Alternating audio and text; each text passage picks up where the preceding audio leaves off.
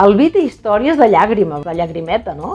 Que m'he llevat superdora, estic veient la meva vinya. Això és una història tan potent, o sigui, ja no fa falta res més, no? Que Instagram et dona l'oportunitat d'ensenyar el que tu vulguis, quan vulguis i com vulguis. Instagram, igual que les altres xarxes socials, són una finestra al món, no? Avui en dia, qui no està a Instagram no té una marca.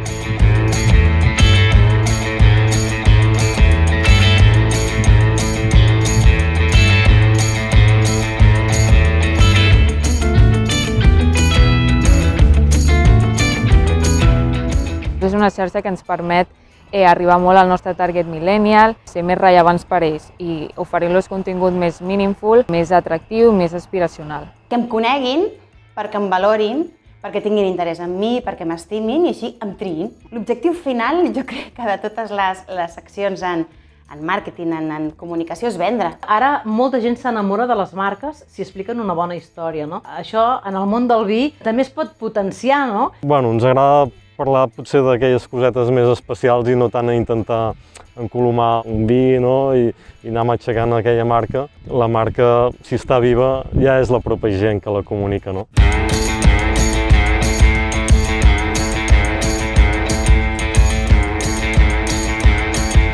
Ens agrada veure que allò que expliquem interessa, perquè vaig veure que fèieu no sé què, amb les gallines, amb les ovelles, no una comunicació massiva, sinó una comunicació com la que podríem tenir cara a cara. Qualsevol celler, tingui la comunitat que tingui, el que li ha de preocupar és tenir una bona relació amb aquella comunitat i tenir-la activa. L'emoció és el que fa que la gent connecti, no? I es dispara l'engagement. Veig a gent que té molts seguidors i té molts likes però no té comentaris. Per mi és molt important connectar amb l'audiència. Instagram és una xarxa que premia els continguts que interessen. Els meus continguts seran més vistos per més usuaris quan millor sigui l'engagement del meu perfil. Si posem en una columna visualitzacions i abast i en una altra els me gustes, els guardar i els comentaris, diria que m'interessa més aquesta segona, que les persones que estan interactuant amb nosaltres mostren interès real per la marca i pels continguts.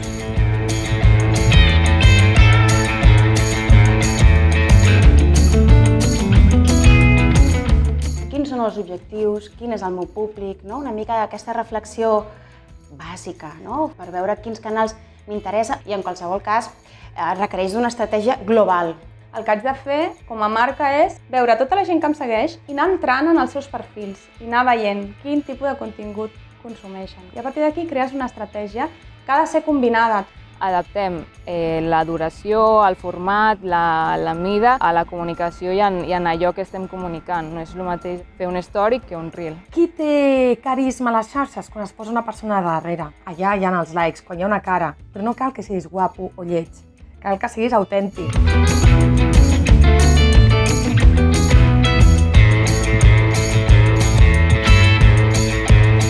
O sigui, jo ets com una croqueta que agrades a tothom. És una línia que he seguit molts anys. Jo sé que si sóc feminista, cursi, hi ha moltíssima gent que em deixa seguir. Jo vull gent amb criteri, dones empoderades, dones que comprin vi, dones que els hi moli el meu estil de vida. És una xarxa amb una presència majoritàriament femenina, no?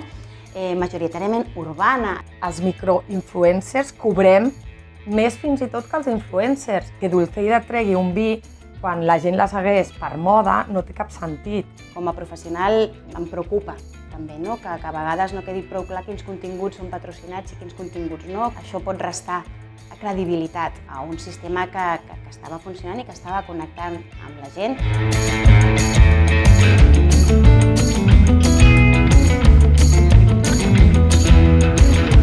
La majoria de cellers s'ha tret aquesta màscara hermètica i la gent s'ha brindat a ensenyar els seus secrets. La gent està tornant a la terra, està tornant a la natura, està tornant a les coses de proximitat. El vi té tot això. Qualsevol publicació que posis, l'algoritme t'estima. No me planifico, cap planificació de res. El que sí que tinc clar és dir el bon dia cada dia, que això ho faig des del primer dia. És una cosa que a la gent li agrada molt, que els diguin bon dia. A mi m'agrada. I personalment si m'agrada a mi i després tot l'altre va sortir.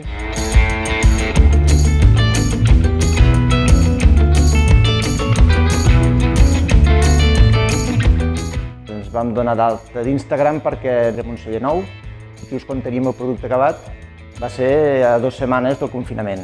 Llavors les úniques finestres que se'ns obrien era obrir una pàgina web, fer una botiga online i sobretot la xarxa social d'Instagram. Si no és tant comprar, sinó és això, no? És el desig de veure les coses en moviment. Jo veig algú que s'està prenent aquest vi i tinc ganes de tastar-ho. Veig algú que està en aquest restaurant i vull tastar aquest plat. Instagram gairebé tothom hi era. Això que es traduís en una comercialització del producte, nosaltres hem vist que no és realment això. És molt important la constància. A la perruqueria em deien, no, és que no he tingut temps. Igual que de 10 a 11 tens a la papeta, de 11 a 12 xarxes. Ah, no m'ho puc permetre. I si no, no juguis. No tots hem de saber fer tot.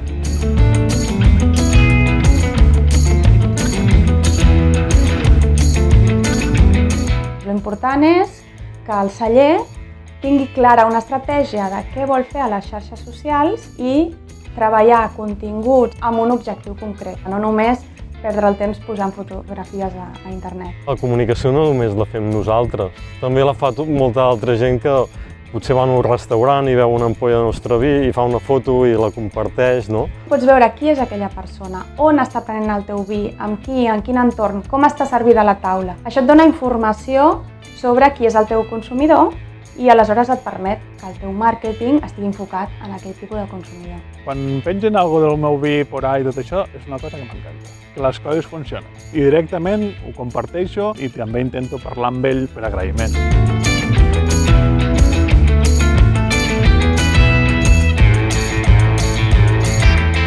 Amb la pandèmia n'hem après molt tots, molt ràpid, tothom s'ha posat molt les piles i la gent ha començat a entendre coses que li semblaven complicades abans. Al principi era, no, només parlar de vi, superprofessional, el vi. O sigui, està a Google, què li agrada? El cotilleo. Jo segueixo gent que em cau malament només per veure què fan i on van. Instagram et dona, és que ho té tot, perquè tu mostres el que vols i la gent et mira quan vol i ningú s'entén, és que ho té tot. El sector ha après a aconseguir aquest compromís, aquest engagement. Jo crec que les dades de l'estudi demostren que se n'ha après de com s'ha de fer anar aquesta xarxa social concreta.